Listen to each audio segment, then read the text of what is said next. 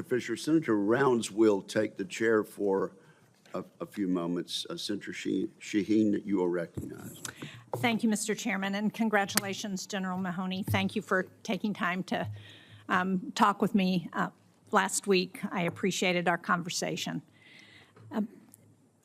Many of us on this committee have concerns about rumors that we have heard about plans to withdraw U.S. forces from NATO's eastern flank, from the Korean Peninsula, and from the Middle East. And on a bipartisan basis, as you may be aware, we limited the executive branch's ability to hastily withdraw without consulting with and certifying to Congress the effects of such a withdrawal on U.S. national security. I'm particularly concerned about maintaining U.S. leadership at NATO. That not only ensures U.S. command and control of our forces on the continent, but it gives us control over the nuclear weapons in Europe. I also just returned from Syria, where the U.S. is supporting the counter-ISIS mission, and ISIS regaining a foothold in the country would not only be detrimental to the security and stability for a post-Assad Syria, but to the region and ultimately to the United States, given the resources and lives that we've put into defeating ISIS in Syria. So can you talk about the benefits of having U.S. presence in these theaters?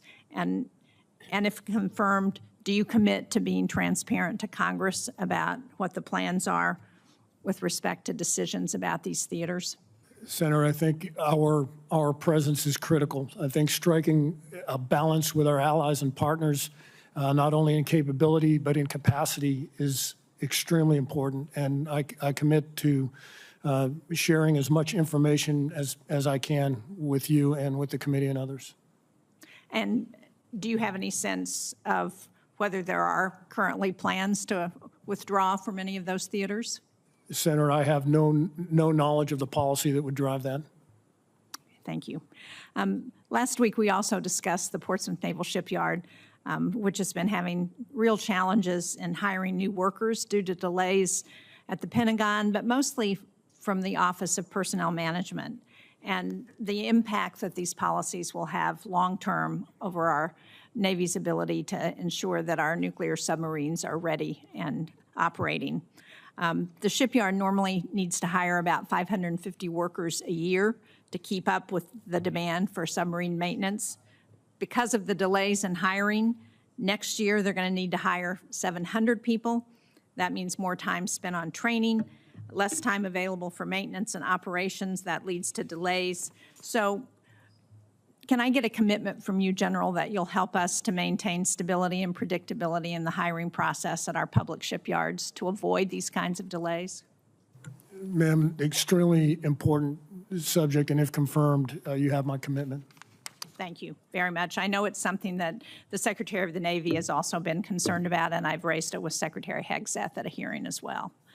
And I want to also follow up on our conversation about the readiness of the joint force, because since we spoke, the President has authorized military force in the Caribbean Sea.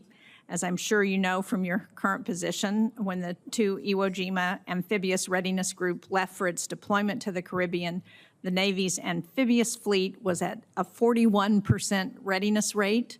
That's only half of the rate that the Marines need to complete current missions. General Smith has called that a crisis. Further, the Lake Erie cruiser just left the Indo-Pacific to join the 2 Iwo Jima and 2 destroyers in the Caribbean. The Pentagon has also sent our F-35 stealth fighter jets to Puerto Rico.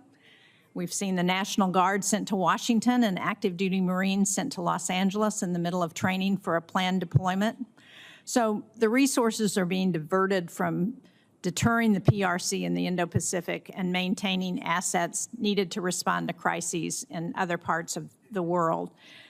Can you talk about how you see the military responding to compensate for that readiness loss because of those deployments?